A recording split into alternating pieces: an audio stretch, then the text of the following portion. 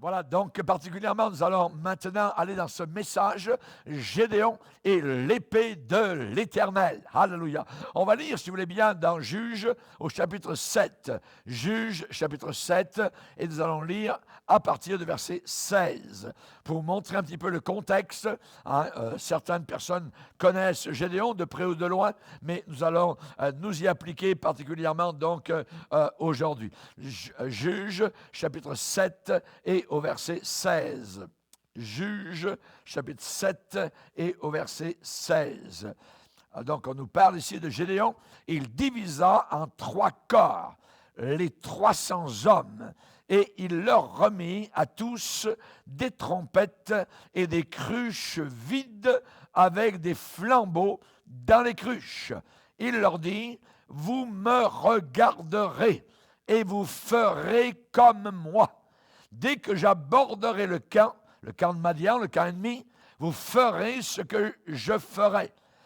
Et quand je sonnerai de la trompette, moi et tous ceux qui seront avec moi, vous sonnerez aussi de la trompette, tout autour du camp ennemi, et vous direz pour l'Éternel et pour Gédéon. » Gédéon et les 100 hommes qui étaient avec lui arrivèrent aux abords du camp au commencement de la veille du milieu. C'est à peu près vers 10 heures le soir. Comme on venait de placer les gardes, ils sonnèrent de la trompette et brisèrent les cruches qu'ils avaient à la main. Les 3 corps sonnèrent de la trompette et brisèrent les cruches. Ils saisirent de la main gauche les flambeaux et de la main droite les trompettes pour sonner. Et ils s'écrièrent, « Épée pour l'Éternel et pour Gédéon. » Ils restèrent chacun à sa place autour du camp. Et tout le camp se mit à courir, les Madianites, à pousser des cris et à prendre la fuite. Les 300 hommes sonnèrent encore de la trompette, et dans tout le camp, l'Éternel leur fit tourner l'épée les uns contre les autres. Le camp s'enfuit jusqu'à Beth-Shitta, vers Tseréra, jusqu'au bord d'Abel-Méhola, près de Taba. Les hommes d'Israël se rassemblèrent, ceux de Nephtali, d'Azer et de tout Manassé, et ils poursuivirent Madian. Amen. Seigneur, nous te bénissons. Nous te bénissons pour ces choses qui ont été écrites pour notre instruction, à nous qui sommes parvenus à la fin des siècles. Nous te demandons, Seigneur, ta bénédiction et ton onction sur le message qui va être apporté maintenant. Bénis, Seigneur, le messager qui va l'apporter. Bénis les auditeurs et auditrices qui, au travers de la terre, entendent ce message. Que nous puissions, Seigneur Jésus, comprendre ce que le Saint-Esprit a à nous dire aujourd'hui. Merci, Seigneur, pour la bonne écoute de ta parole, dans le nom merveilleux de Jésus-Christ. Amen et Amen. Et tout le peuple dit Amen. On peut s'asseoir, frères et sœurs. Alléluia. Gédéon, alléluia, gloire au Seigneur, et l'épée de l'Éternel. Ce qui est arrivé avec Gédéon, c'est que Dieu l'a appelé. Et nous savons, nous avons été appelés aussi particulièrement au salut. Et ensuite, après avoir été sauvés, Dieu nous a appelés à le servir. Nous avons été appelés non pas à nous dormir, mais à servir le Seigneur. Et il n'y a pas de plus grande joie ici-bas sur terre, et vous l'avez chanté tout à l'heure, le but de ma vie, le plan de ma vie, c'est d'adorer le Seigneur. J'ai été fait, tu as été fait pour adorer, pour glorifier celui qui t'a créé. Amen. Nous avons été créés. Nous sommes des créatures. Alléluia. Et nous aimons celui qui nous a façonnés. Amen. Avec l'argile de la terre. Amen. Pour le glorifier pour l'éternité. Le Seigneur a appelé un jour Gédéon.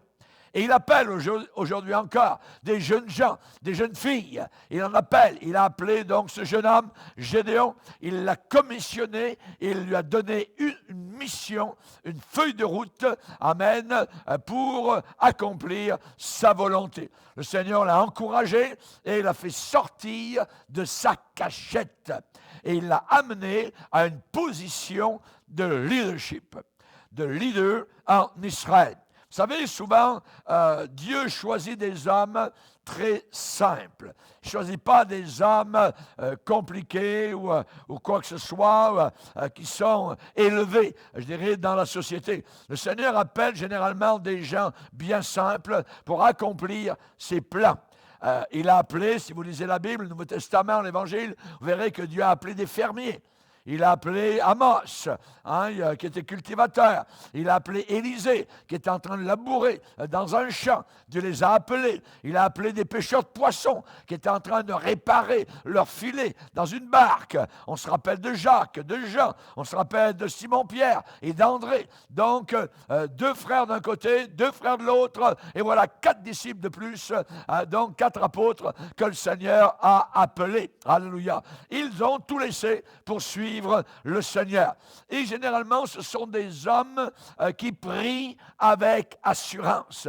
Lorsqu'ils prient le Seigneur, ils adorent Dieu de tout leur cœur. Ce ne sont pas des gens à moitié. Ce sont des gens qui sont totalement au Seigneur. Des gens, par exemple, comme dans les Actes des Apôtres, où les chrétiens ont prié Dieu et ont dit maintenant, Seigneur, vois leurs menaces et donne à tes serviteurs d'annoncer ta parole avec une pleine assurance.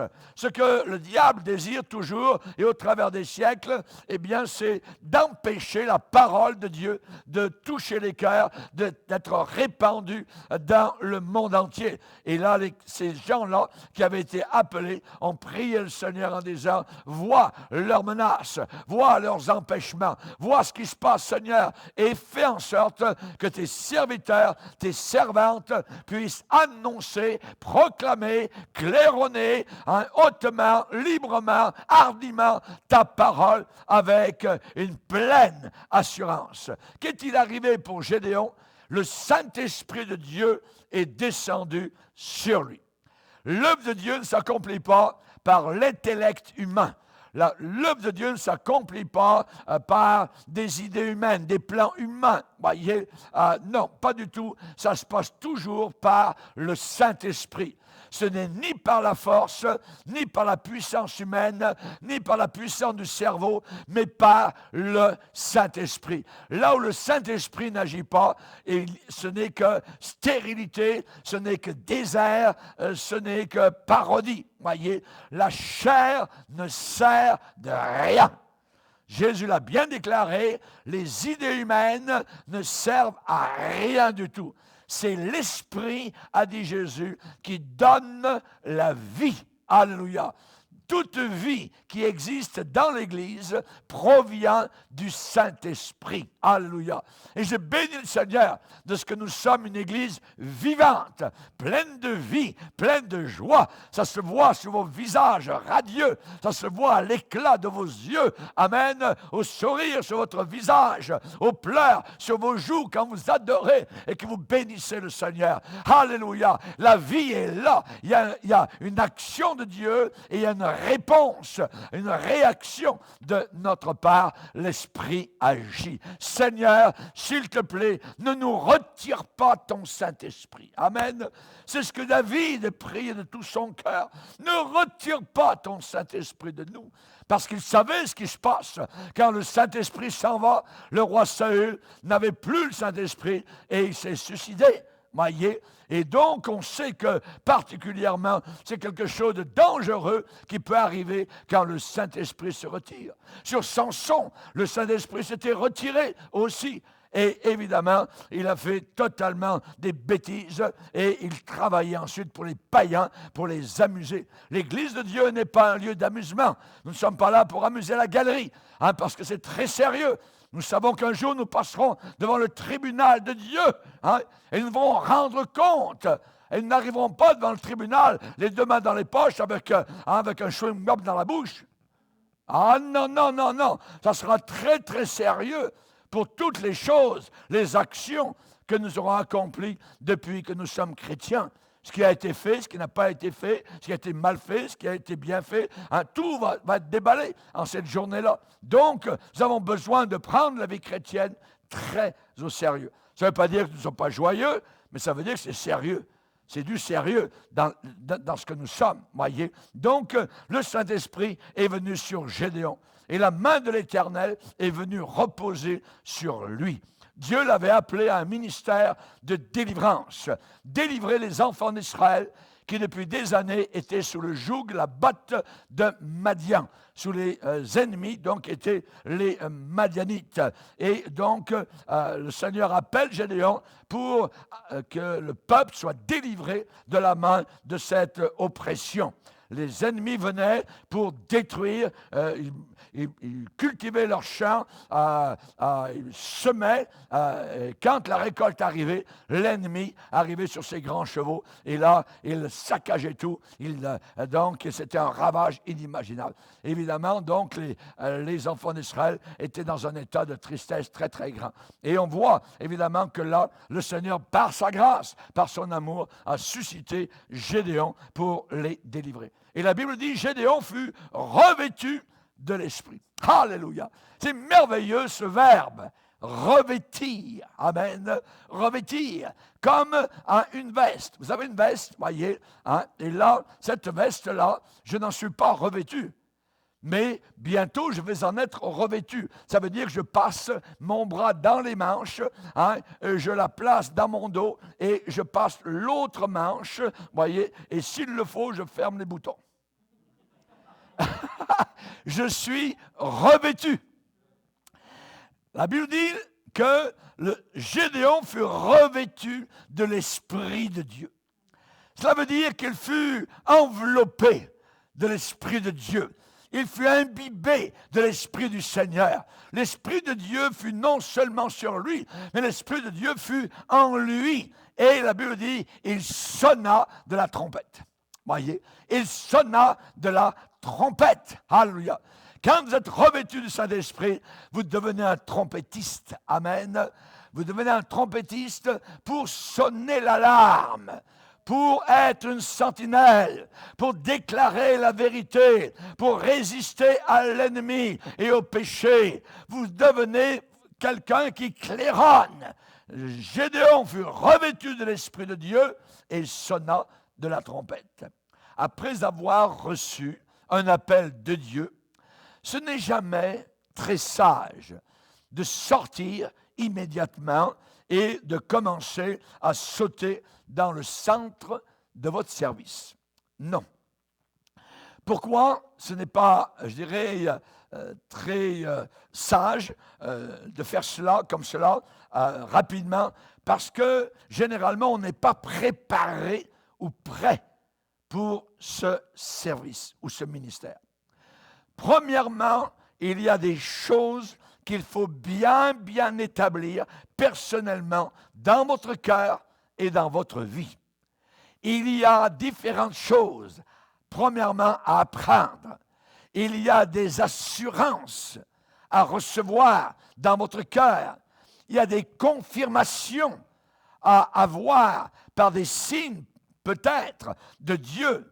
Il y a des directions de Dieu à comprendre, voyez, si on veut avoir un service fructueux et efficace. Et Gédéon avait besoin de savoir que Dieu était en train de diriger ses pas. C'est très important. En réalité, Gédéon connaissait très peu de choses sur l'Éternel Dieu, le Dieu Adonai, le Dieu d'Israël. Pourquoi? Parce que Gédéon était un jeune homme, mais il avait passé toute sa jeune vie à adorer avec son père aux autels de Baal. Et c'était un adorateur, mais un adorateur de Baal. Baal représentant Satan, des fausses divinité. Il avait passé sa vie à faire cela. Et n'oublions pas que tout Israël était dans un état rétrograde, de déchéance spirituelle. Israël était à cette époque-là désobéissant. Ils faisaient ce qui leur plaisait et ils étaient déplaisants au Seigneur. La Bible dit qu'ils firent ce qui déplaît à l'Éternel. Ils adorèrent les Baals et se tournèrent vers d'autres dieux que Dieu avait interdits, et ainsi de suite. Donc, ils se permettaient, ils se donnaient des permissions pour adorer les idoles, les Baals. Et ils n'étaient pas prêts à être délivrés. Les Madianites continuaient à venir. Ils semaient la récolte et se disaient, peut-être cette année, je vois ma récolte en train de monter, peut-être cette année que donc Baal va nous aider, tout ça. Ça, c'est le peuple de Dieu. Va nous aider et que les Madianites ne viendront pas saccager nos récoltes. Voyez? Mais, un beau jour, alors c'était la moisson. Voilà que là-bas au loin, sur les grands chevaux, et de la poussière, c'était les Madianites qui arrivaient encore. Voyez? Et ils étaient obligés de s'enfuir. Et ils fuyaient dans les cavernes. Ils se cachaient, donc le peuple d'Israël se cachait dans les vallées très encaissées, les ravins des montagnes, parce qu'ils avaient peur des ennemis. Et j'aimerais vous dire que lorsque vous servez les Baals, vous n'êtes pas vainqueur. Vous êtes vaincu. Vous êtes vaincu. Voyez? Vous ne pouvez pas être vainqueur quand vous servez, évidemment, le monde, quand vous servez l'esprit du monde, quand vous servez donc les démons. Paul a dit, je ne veux pas. Il a dit aux chrétiens que vous soyez à la table des démons et en même temps à la table du Seigneur. Non, c'est une infamie, on ne peut pas. Mais le peuple d'Israël était comme cela, donc à cette époque-là, totalement rétrograde. Il n'était pas prêt du tout à être délivré. Alors, qu'allait-il arriver? Eh bien, c'est que Dieu devait tout d'abord sortir sa verge de châtiment. Il devait sortir sa verge de châtiment, le bâton du châtiment. Et la Bible dit que l'Éternel les abandonna à Madian pendant 7 ans. Pendant 7 ans, donc, les Madianites harcelaient, tuaient, saccageaient, violaient, et ainsi de suite. Et eux, ils continuaient à adorer les Baals. Imaginez. Inimaginable. Et Dieu a permis, dans sa grâce, d'appeler un jeune homme, appelé Gédéon. Gédéon. J'aimerais que nous ayons des Gédéons à la réunion. Amen. Des gens appelés et que le Seigneur va utiliser à sa gloire. Et Dieu a permis à Gédéon de placer devant lui 3 tests. Dieu a éprouvé 3 fois Gédéon. Et particulièrement, ce qu'on peut se poser comme question, est-ce que c'est mauvais de demander parfois, je dis bien parfois, un signe à Dieu? Est-ce que c'est mauvais? Est-ce que c'est mauvais de demander à Dieu une assurance surnaturelle pour savoir si vous êtes véritablement dans le centre de la volonté de Dieu? Est-ce que c'est mauvais de demander une confirmation dans une certaine direction? J'aimerais vous dire que parfois, non. Parfois, ce n'est pas mauvais. Dieu, avec Gédéon, a permis cela. Vis-à-vis de Gédéon, il voulait savoir s'il était vraiment dans le sang. On doit se rappeler, évidemment, l'arrière-plan de Gédéon. Gédéon ne savait pas vraiment qui était l'Éternel. Il était au début, on va dire, de sa vie chrétienne, d'une certaine manière. On va le voir, voyez. La question, quand le Seigneur l'a appelé, pourquoi moi? Pourquoi moi? Voyez, cette question résonnait à ses oreilles. Seigneur, pourquoi moi? Et souvent, quand on est appelé de Dieu, on se pose la même question que Gédéon. Seigneur, c'est bien moi? Vous voyez, tu n'es pas trompé de nom, c'est pas C'est comme quand le professeur pose une question, puis l'élève, il pense que c'est la question, ça va à l'autre là-bas au bout de la classe. Non, non, non, c'est bien pour toi. Oh, oh. Ouais. Et là, c'est la même chose. Voyez, c'est la même chose. La question, pourquoi moi? Tu m'appelles, Seigneur? Hein? Et Gédéon avait besoin de solutionner, de résoudre quelques questions dans ses pensées. Tout d'abord, pourquoi? Pourquoi les Madianites sont arrivés au point de nous oppresser comme peuple? Comment ça se fait, Seigneur? Il va poser la question à l'ange de l'Éternel, une théophanie du Seigneur Jésus-Christ. Il va dire, pourquoi toutes ces choses nous sont-elles arrivées? C'est une grande question. Pourquoi toutes ces choses nous sont-elles arrivées? Elles n'étaient pas obligées d'arriver, ces choses. Mais elles sont arrivées, elles sont là. Les Madianites nous saccagent. Ils nous renversent. Deuxième question.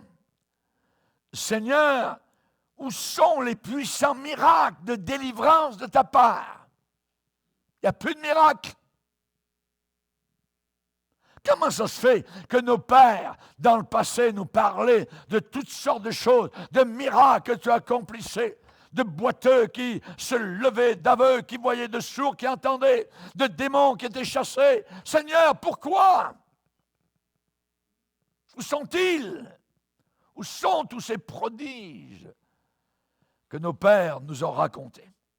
Mais la plus importante question, pourquoi Dieu m'a-t-il choisi?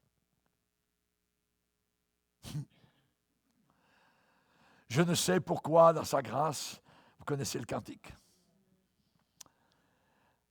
Il aurait pu choisir votre sœur dans la famille. Il aurait pu choisir votre mère, quelqu'un d'autre. Non, c'est vous.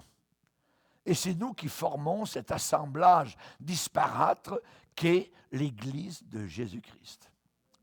On a souvent dit, on ne choisit pas sa famille. Amen. Vous pouvez choisir votre mari, votre épouse, vous pouvez choisir votre lieu d'habitation, mais dans l'Église, ceux et celles qui la composent, ce n'est pas nous qui les avons choisis. C'est Dieu. Alléluia. Et c'est quelque chose de merveilleux à nos yeux.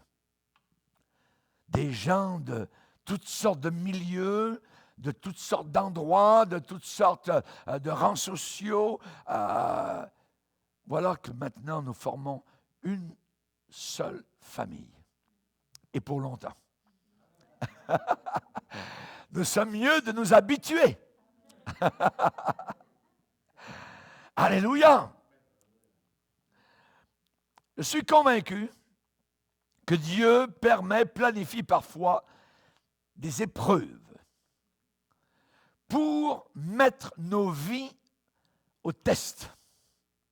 Nous tester. Dieu permet. Il n'y a rien qui arrive que Dieu ne le permet pas, puisque ça arrive, ou c'est arrivé, ou ça arrivera. Toute personne qui a accompli quoi que ce soit pour Dieu sur la planète Terre a dû premièrement être éprouvée, mise à l'épreuve. Que ce soit dans l'Église un diacre, éprouvez-le d'abord, et ensuite qu'il exerce donc son service. Éprouvez-le. Toute personne qui a réalisé quoi que ce soit pour Dieu, premièrement, a dû passer par un temps d'épreuve. Pierre l'apôtre va dire, l'épreuve de votre foi. L'épreuve de votre foi, plus précieuse que l'or périssable. L'épreuve de votre foi. Ça veut dire votre foi, tôt ou tard, est mise à l'épreuve. Comme l'or qui passe dans les hauts fourneaux. Et Gédéon, eh bien, lui aussi va passer par l'épreuve. Quelqu'un peut se dire, Dieu m'éprouve pour qu'il sache, il veut savoir ce que je vais faire dans cette épreuve. Dieu veut savoir ma réaction. Voyez, je vais vous dire non. Dieu n'est pas intéressé par cela. Il ne veut pas savoir particulièrement comment vous allez réagir. Dieu ne nous met pas à l'épreuve pour ce but-là. Pourquoi? Parce que Dieu connaît déjà exactement ce que vous et moi, nous allons faire dans telle ou telle circonstance. Il sait à l'avance. Mais quand Dieu nous met à l'épreuve, nous passe au test, vous et moi, eh bien, il ne se prouve absolument rien à lui-même, parce qu'il sait déjà ce que nous allons faire, mais c'est vous et moi qui ne savons pas ce que nous allons faire dans telle ou telle circonstance. Vous comprenez? Amen. Lui, Dieu sait déjà ce que nous allons faire.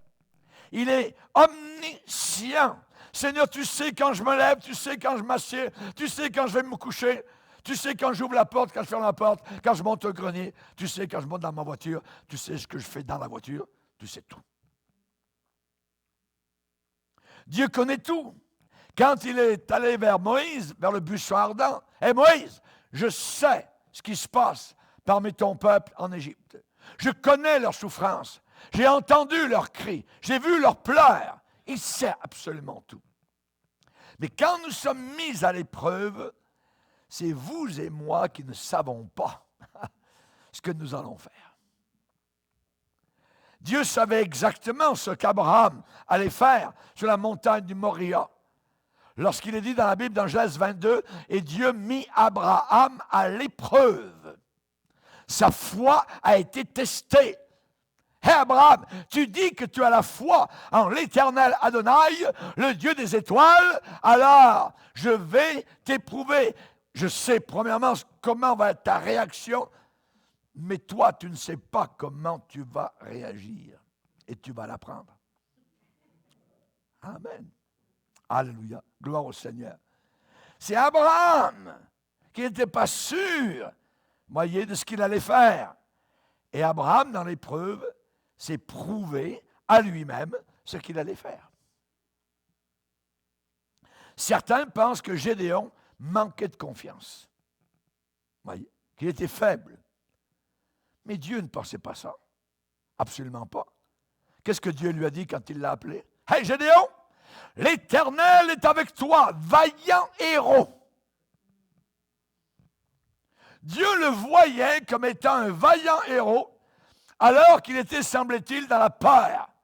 Et il battait du blé au pressoir. On ne bat pas du blé dans un pressoir. On bat du blé sur l'air où on bat le blé. Mais pourquoi battait-il son blé dans un pressoir? Parce que le pressoir était encaissé, c'était caché, c'était profond dans la terre. Voyez? Et lui, eh bien, il mettait ces gerbes-là, il descendait au fond et se disait, les Madianites ne me verront pas. Et Dieu lui dit, vaillant héros. My. Si Dieu vous dit que vous êtes un vaillant héros, vous êtes mieux de le croire. Parce que c'est Dieu qui parle.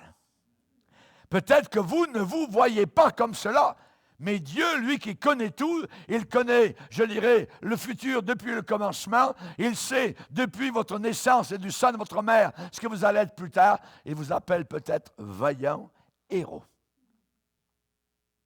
Vaillant héros. Je serai avec toi. Tu battras Madian. Ah, pas seulement du blé.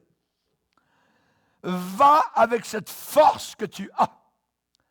Va avec cette force que tu as. Tu penses que tu n'as pas de force. Tu penses que tu es inutile. Tu penses que tu as peur. Mais moi, je ne te vois pas comme cela. Je te vois comme un héros.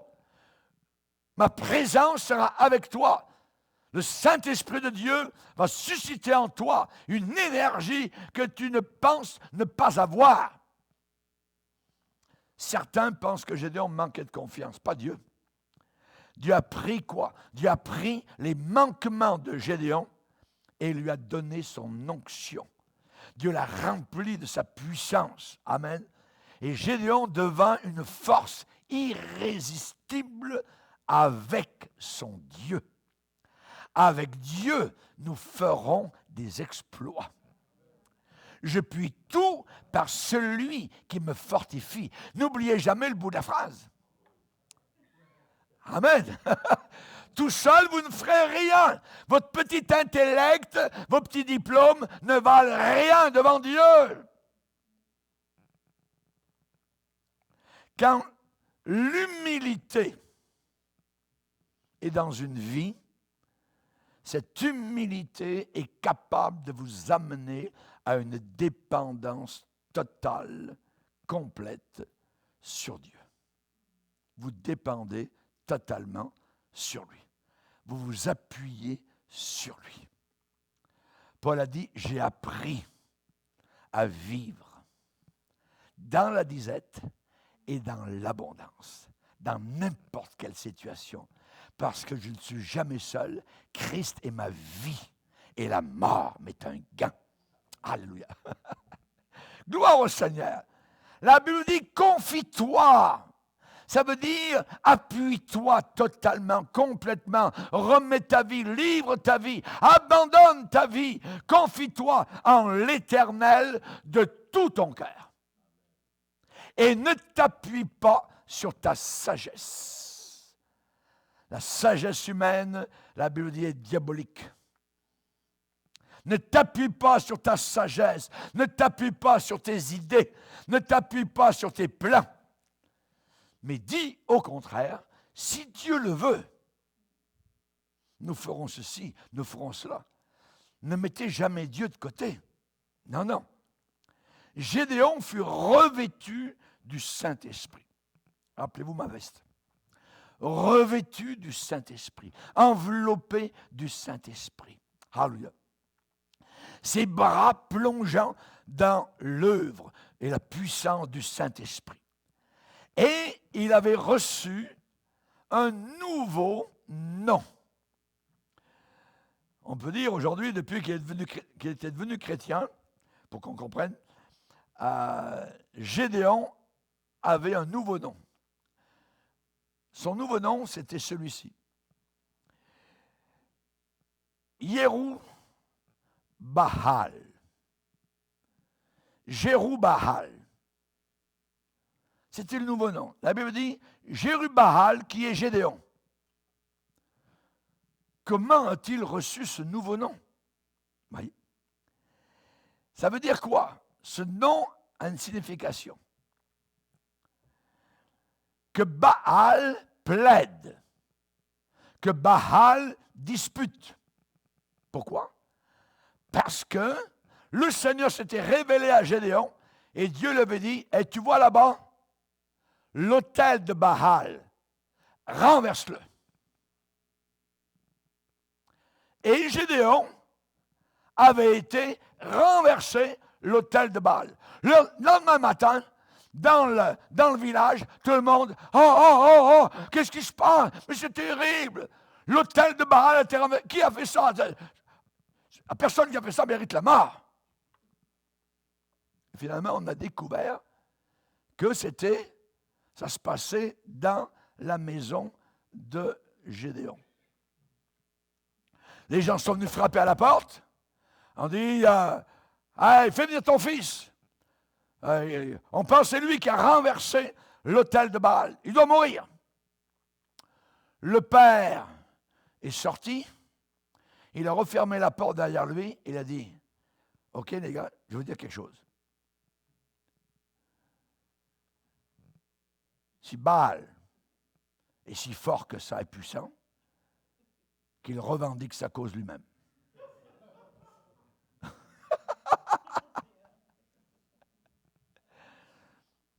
Et sont tous repartis.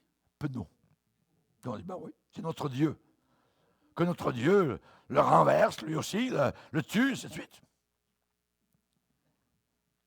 Et on a appelé Gédéon Jérub-Baal, que Baal plaide.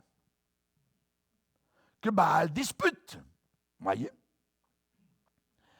Gédéon a été l'homme qui a osé contester, combattre le dieu Baal.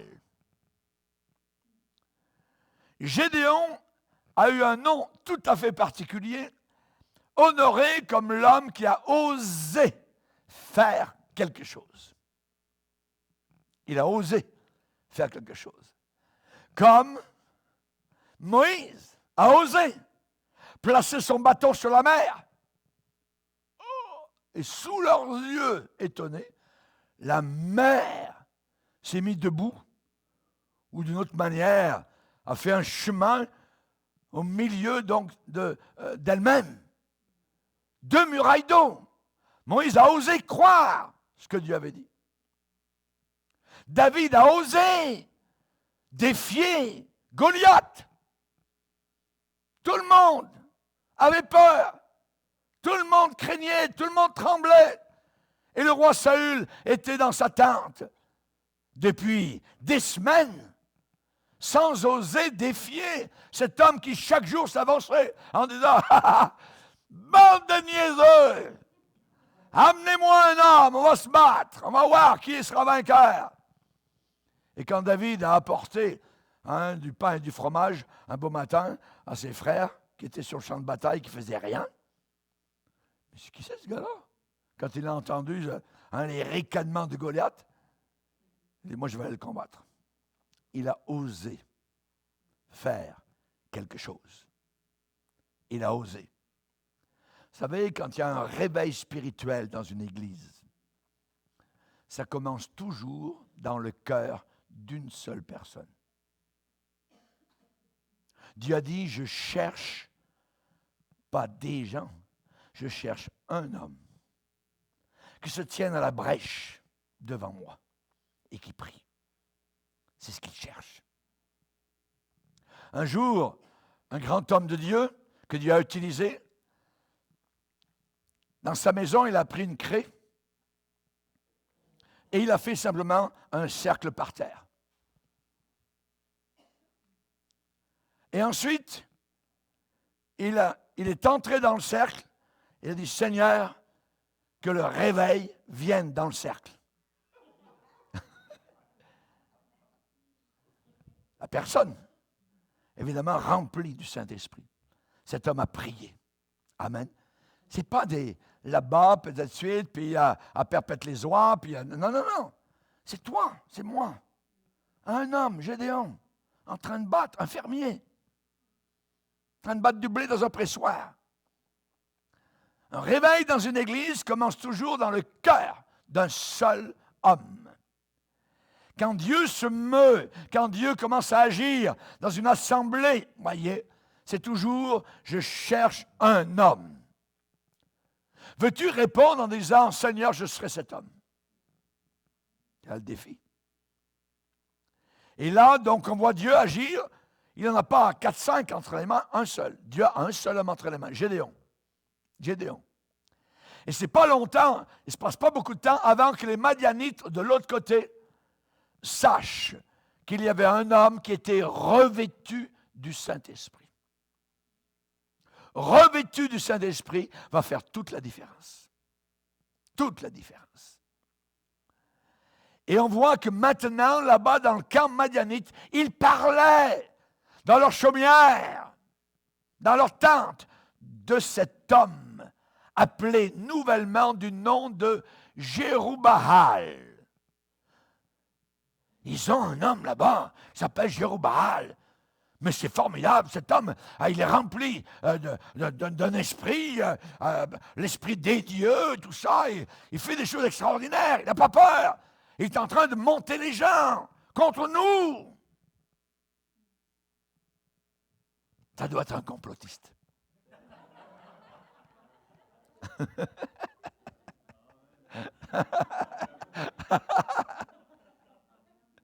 C'est Gédéon qui avait osé combattre Baal. Imaginez. C'est l'histoire de Moïse en Égypte. C'est l'histoire d'Élie avec les faux prophètes. L'histoire de Jean-Baptiste. Qui vous a appris à fuir la colère à venir? Produisez donc du fruit digne de la repentance. Et ne prétendez pas dire à vous-même, « Oh, j'ai une Bible, oh, c'est ça, oui, j'ai mon église, j'ai ma dénomination. » Dieu, c'est pas ça qu'il cherche. Comment est ton cœur? Comment est ton cœur?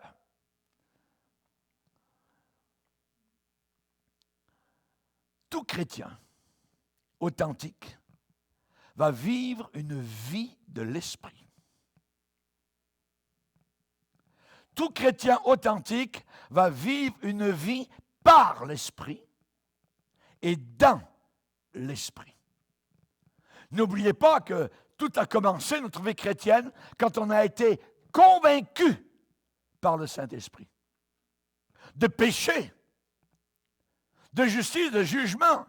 Quand est-ce que tu as été convaincu de péché? Quand tu pleurais sur ta vie passée? Il y a des fils de pasteurs qui ne sont pas sauvés. Ils ne peuvent pas dire quand est-ce qu'ils ont été sauvés. Il y a des chrétiens et des chrétiennes qui n'ont jamais eu cette conviction de péché dans leur vie. Ils ne sont jamais repentis de rien du tout.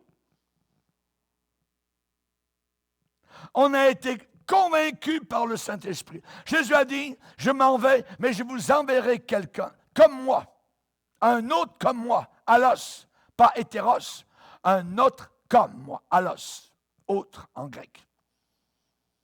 Et lui, le Saint-Esprit, il convaincra le monde. Il va apporter la conviction. Lorsqu'il y a un véritable réveil spirituel, la première chose qui se passe, c'est pas que les gens dansent, roulent, rockent, tombent par terre. C'est que les gens sont convaincus de péché. Alléluia. Le Saint-Esprit convaincra le monde en ce qui concerne le péché, la justice et le jugement. Et le jugement. Ensuite, après avoir été convaincus, n'oubliez pas que nous sommes nés de l'Esprit. Nés de l'Esprit. Jésus a dit à un homme religieux, si un homme ne naît pas d'Esprit, il ne peut pas entrer dans le ciel. Ensuite, on a été remplis du Saint-Esprit. Il y a eu le baptême dans le Saint-Esprit avec le parler en d'autres langues. Souvent dans la Bible, on dit « Soyez remplis du Saint-Esprit ». Dans Acte 2, la première fois où le Saint-Esprit est tombé de cette façon-là, il est dit qu'ils furent tous remplis du Saint-Esprit et ils commencèrent tous à parler dans de nouvelles langues selon que le Saint-Esprit leur donnait de s'exprimer. Lorsque les gens n'ont rien compris à la Pentecôte de ce qui se passait, c'est l'apôtre Pierre qui a expliqué ce qui se passait. Ces gens que vous entendez parler en langue, voilà, c'est ce qui est arrivé selon la prophétie de Joël. Et la Bible dit que lui-même, Pierre, était rempli du Saint-Esprit pour expliquer. Lorsque Paul, dans le premier voyage missionnaire à l'île de Chypre, il témoigne du nom de Jésus, un très haut gouverneur romain, Sergius Paulus. Et à côté, il y a un sorcier qui s'oppose à ce que Paul déclare et qui dit « Monsieur le gouverneur Sergius Paulus, ne croyez pas à ce prédicateur, c'est une secte, mais lui c'est un sorcier. » Et l'apôtre Paul, la Bible dit, rempli du Saint-Esprit, regarda le sorcier et lui dit « Tu vas devenir aveugle. » Paf, sur le coup, il est devenu aveugle, il ne voyait plus rien. Et Sergius Paulus, voyant ce qui se passait, a été convaincu que ce que Paul enseignait était vérité. Il a été sauvé. Rempli du Saint-Esprit. Ce n'est pas une petite affaire. Être rempli du Saint-Esprit de Dieu. Alléluia. Ensuite, on est conduit par le Saint-Esprit. Romains 8, 14. Tous ceux qui sont conduits par l'Esprit de Dieu sont fils de Dieu. Tous ceux qui sont conduits par l'Esprit de Dieu sont fils de Dieu. Ensuite, on a été oint du Saint-Esprit. David en avait déjà parlé dans l'Ancien Testament. Tu oins d'huile ma tête. Quelle huile? Symbole du Saint-Esprit. et ma coupe déborde. Quand vous êtes rempli de Saint-Esprit, vous êtes débordant de la présence de Dieu, de la joie de Dieu, du témoignage de Dieu. Vous aimez prier, vous aimez lire la Bible, vous aimez la manger, la dévorer, vous en nourrissez jour et nuit. Je serre ta parole dans mon cœur afin de ne pas pécher contre toi. Jésus a dit, l'Esprit du Seigneur est sur moi parce qu'il m'a oint. L'Esprit du Seigneur est sur moi parce qu'il m'a oint. Je sais que l'Esprit de Dieu est sur moi maintenant. Parce que moi aussi j'étais oint. Et je ne le dis pas avec orgueil, je le dis avec simple humilité. Moi je ne suis qu'un vase d'argile. Mais à l'intérieur réside l'Esprit de Dieu. Alléluia. La présence de Dieu manifeste apporte toujours la vie, jamais la mort. Jamais la mort. Si l'esprit de celui qui a ressuscité Jésus d'entre les morts habite, réside en vous, demeure en vous, alors qu'est-ce qui va arriver? Eh bien, celui qui a ressuscité Christ d'entre les morts rendra aussi la vie, V-I-E, amen, avec un V comme victoire. Il rendra la vie à vos corps mortels par son esprit qui habite en vous. Alléluia. La vie entière du chrétien, depuis sa nouvelle naissance jusqu'à sa résurrection future, en est une vécue par le Saint-Esprit. N'essayez pas de vivre par vous-même la vie chrétienne, vous ne le pourrez pas.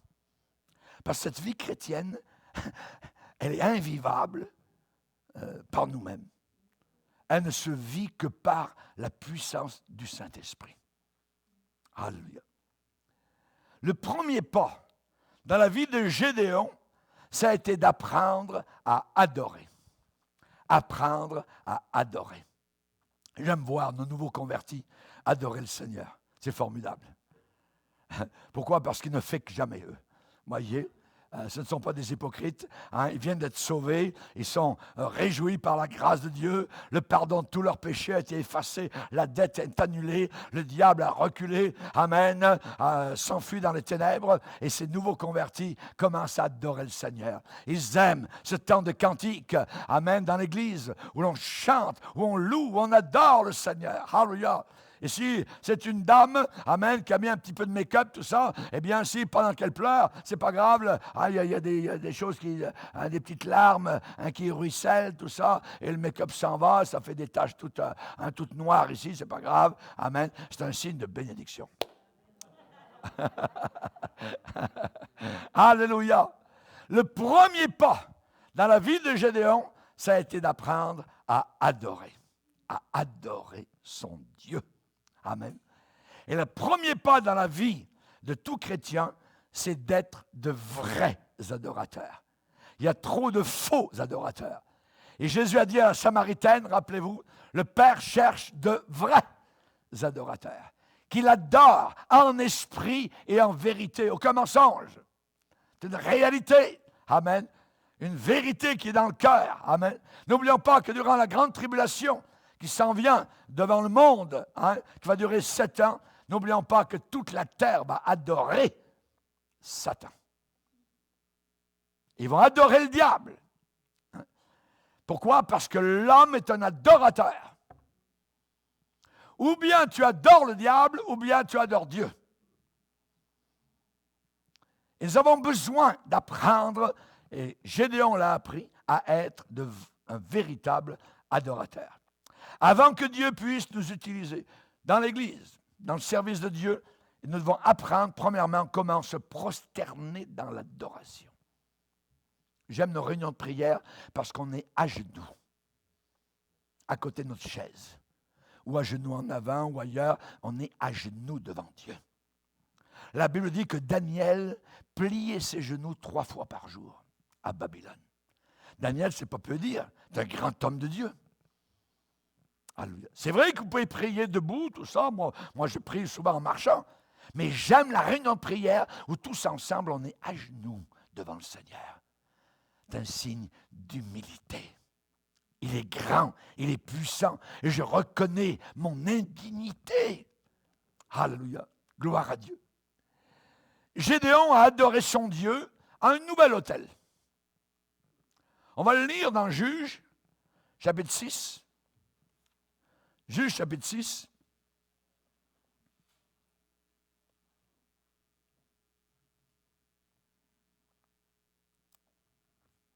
Verset 25.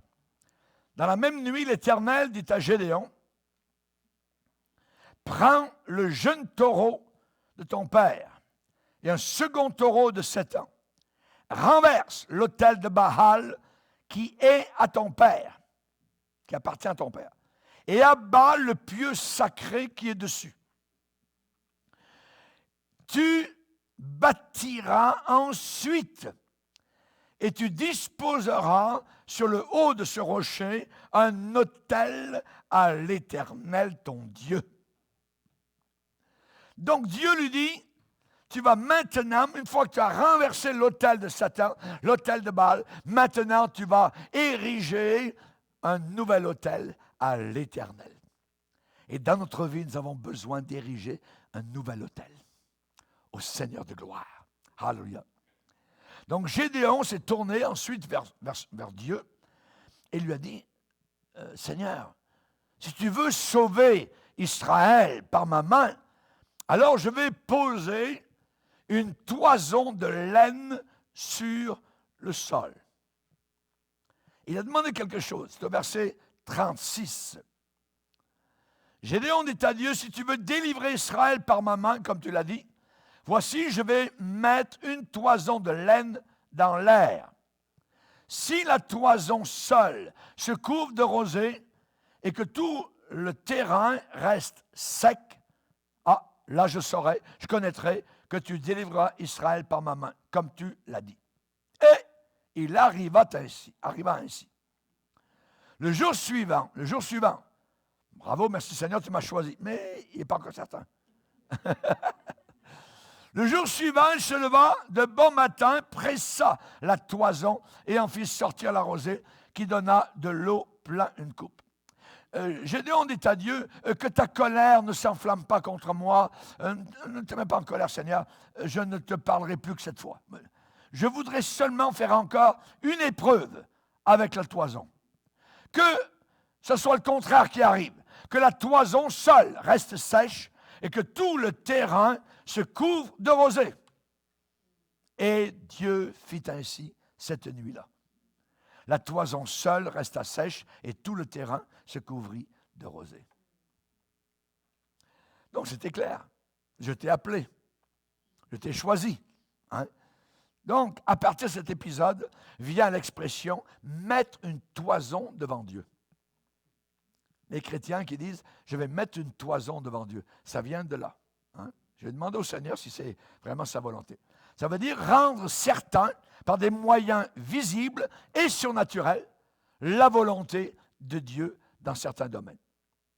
Seigneur, je ne veux pas soulever ta colère contre moi. Je veux juste comprendre mes sentiments dans toute cette chose-là. Hein, et j'aimerais vous dire que Dieu comprend. Dieu vous aime.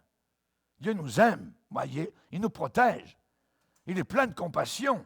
Hein, et évidemment, donc, il connaît cette chose qui peut-être est en train de vous créer certaines difficultés, comme une petite roche dans votre soulier. Tout va bien, sauf que ça marche mal avec une roche dans le soulier. Dieu n'est pas en colère quand nous voulons, je dirais, nous assurer de sa volonté sur une certaine chose dans nos vies. Il y en a beaucoup qui ont fait des erreurs, des graves erreurs sérieuses, parce qu'ils n'ont pas consulté Dieu. Ils n'ont pas consulté le Seigneur. Ils n'ont pas dit, Seigneur, est-ce que c'est bien ce que je vais faire? Ce que je suis en train de faire? Seigneur, est-ce que c'est une erreur? Ou bien, Seigneur, est-ce que je suis en train de me tromper? Nous lisons dans la vie de David souvent l'expression « et David consulta l'Éternel ». Il y a beaucoup de chrétiens qui ne consultent jamais Dieu pour rien du tout. Est-ce possible? Il faut que nous demandions au Seigneur avant. Souvent dans ma vie, j'ai dit, Seigneur, voilà qu'il y a une porte qui est en train de s'ouvrir. Mais, pas certain. Si c'est de toi, laisse-la ouverte. Si ce n'est pas de toi, ferme la porte. Et Dieu agit dans ce sens-là. Dieu est capable de fermer des portes et d'ouvrir des portes. Mais il faut savoir si c'est de Dieu. Ça ne veut pas dire que parce qu'une porte s'ouvre, c'est vraiment le Seigneur. Je bénis le Seigneur pour avoir bien choisi mon épouse. Parce qu'il y en a 2 avant qui ont précédé. Pas des épouses, mais des amis de filles. Vous voyez? J'ai demandé au Seigneur. J'ai prié Dieu. J'ai jeûné devant le Seigneur. J'ai eu la crainte de Dieu. La Bible dit, celui qui est dans la crainte, qui craint de s'engager, est en sécurité. C'est la crainte de Dieu qui est la sagesse. Souvent, on se trouve à certains croisements de route par rapport à la volonté de Dieu. Dans mes voyages au travers de la terre, j'ai consulté parfois, j'ai prêché à des pasteurs et j'ai conseillé certains jeunes pasteurs et j'ai trouvé parfois qu'au lieu que ce soit Dieu qui les ait appelés dans un certain travail, une certaine œuvre, sont eux qui se sont appelés eux-mêmes. Ils ont pris la fiole d'huile et puis ils ont dit « je suis pasteur ». Ils sont allés à l'imprimerie pour faire donc imprimer des cartes « pasteur un tel ». Mais ça ne veut pas dire que Dieu voulait qu'ils soient pasteurs. Ils ont fait des erreurs et ça a été terrible par la suite. Pourquoi?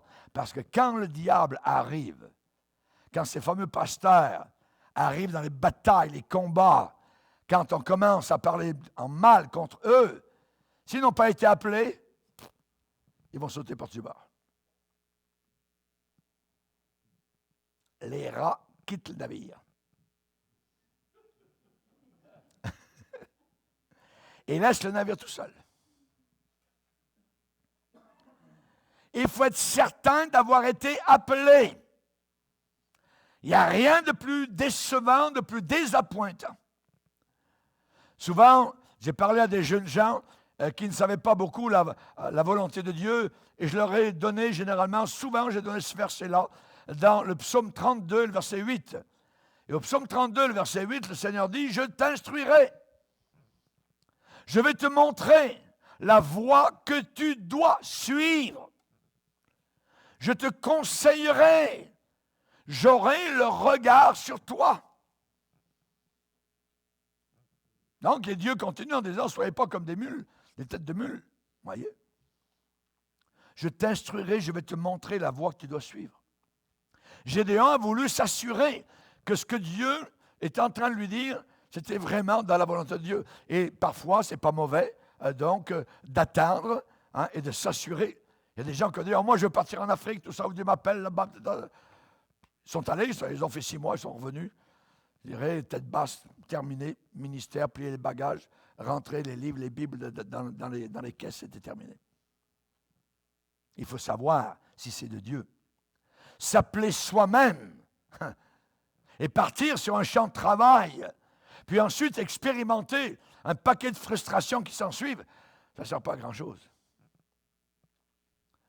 Ces gens-là doivent se demander, Dieu m'a-t-il vraiment appelé à ce que je suis en train de faire? Et je sais par expérience, moi, dans le ministère depuis 50 ans, eh bien, que je dois retourner régulièrement à un moment précis dans ma vie, la première semaine du mois d'octobre 1968, quand j'ai été baptisé dans le Saint-Esprit et que durant cette réunion, l'appel de Dieu sur ma vie a été flagrant. Comment y aura-t-il des prédicateurs s'ils ne sont pas envoyés? Le pasteur prêchait sur ce message-là. Et je sais que j'ai été appelé au ministère de la parole de Dieu. Je ne pouvais pas, amen, être un intendant de bord d'un bateau toute ma vie. Je ne pouvais pas être un intendant d'un hôtel touristique, aussi grand soit-il. Amen. J'ai fait ces 2 choses pendant un certain temps, mais j'ai été appelé à prêcher la parole merveilleuse de Dieu. Alléluia. Il n'y a pas de plus grand appel, c'est vrai, mais il faut être certain de cela. Il faut en être certain. Voyez, Et je peux dire franchement, Seigneur, je sais que tu m'as appelé et j'avais 21 ans. Je sais où c'était, je sais le mois, amen, je sais l'année, alléluia, et je sais donc que j'ai été appelé à prêcher ta parole. Alléluia. Avec sagesse et de façon soigneuse, on a besoin de s'asseoir et de dire, Seigneur, j'ai besoin d'un signe de ta part. Il y a des jeunes gens qui sont sur le chômage, ne travaillent pas. Ils disent, ça serait bien d'aller à l'école biblique, tout ça. Peut-être je pourrais être pasteur. Oui, donc, attends. Aujourd'hui, il suffit de payer tes cours, et puis à la fin, on va te donner un diplôme, tout ça, et puis là, tu peux être pasteur. Est-ce que tu as été appelé? Il y a beaucoup de pasteurs qui ne sont même pas sauvés aujourd'hui. C'est terrible. Qui croient dans l'homosexualité, qui ne croient pas que Jésus est né d'une jeune fille vierge, qui ne croient même pas à la divinité de Christ, des pasteurs. Raison pour laquelle la Bible dit éprouvez les esprits pour savoir s'ils sont de Dieu. Avant d'entrer dans une église nouvelle, allez voir le pasteur. Ayez une audience avec lui. Pasteur, j'aimerais savoir juste ce que vous croyez. Il faut savoir ce qu'il croit. Parce que c'est lui qui va vous enseigner. Il peut vous emmener en enfer, comme il peut vous emmener au 3e ciel. Donc, que ce soit dans le ministère, que ce soit dans le mariage, que ce soit en business, que ce soit dans tout autre domaine, j'ai besoin de savoir si je suis dans la volonté du Seigneur. La Bible dit, si quelqu'un manque de sagesse, qu'il la demande à Dieu. Qui donne à tous sans faire de reproches. Ne te vante pas du lendemain parce que tu ne sais pas ce que le lendemain peut enfanter. Ce n'est pas à l'homme, quand il marche, à diriger ses pas. C'est Dieu qui doit diriger nos pas. Seigneur, mets des petites roulettes sous mes souliers, puis dirige-moi là où tu veux. Fais de l'Éternel tes délices. On parle de délices. Quelque chose d'excellent, de bon, de merveilleux. Fais de Dieu tes délices. Nourris-toi de la parole. Aime parler, venir à l'église. Ainsi de suite. Fais de l'Éternel tes délices. Et il te donnera ce que ton cœur désire. Pourquoi? Parce que si tu fais de l'Éternel tes délices, il y aura des désirs qui vont monter dans ton cœur. Et ces désirs seront selon Dieu et non pas selon le monde. Amen. Et en terminant, j'aimerais vous donner un dernier verset. Proverbe chapitre 16, on va y aller. Proverbe 16, verset 1er. Les projets que forme le cœur dépendent de l'homme. Ça, c'est l'homme. L'humanisme. Mais la réponse que donne la bouche vient de l'Éternel. On peut avoir beaucoup de projets dans le cœur, mais c'est Dieu qui aura le dernier mot. Toutes les voies de l'homme sont pures à ses yeux, mais, il y a un mais, celui qui pèse les esprits, c'est l'Éternel.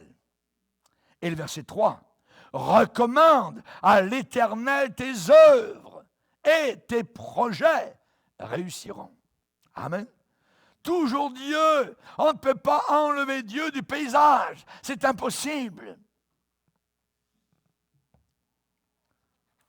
Ne vous battez pas contre Dieu. Je vais vous dire ce qui va arriver. Vous serez toujours perdant. Il n'y a personne qui a jamais gagné contre Dieu. Personne. Ne vous battez pas contre Dieu.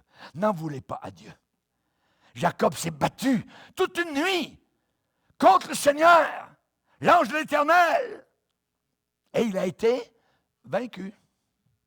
Le matin, il boitait. Amen. Ne vous battez jamais contre Dieu. Vous serez vaincu. Rentrez dans les plans du Seigneur et vous serez vainqueur. Amen. Seigneur, nous sommes en ta présence. Seigneur, combien ton cœur nous fait du bien. Combien nous voulons l'entendre battre, Seigneur. Cette vie qui nous vient du Saint-Esprit. Nous te remercions car il n'y a rien de semblable dans le monde entier à la vie de l'Esprit, aux appels de Dieu. Tu ne te repens pas de tes dons que tu accordes, ni de tes appels, Seigneur. Alléluia. Combien nous sommes heureux, Seigneur, de te servir avec joie et non pas en rebiffant avec tristesse. Non, Seigneur, nous te glorifions. Nous te glorifierons à jamais et à jamais, au siècle des siècles. Amen. Et tout le peuple dit Amen. Levons-nous ensemble devant le Seigneur.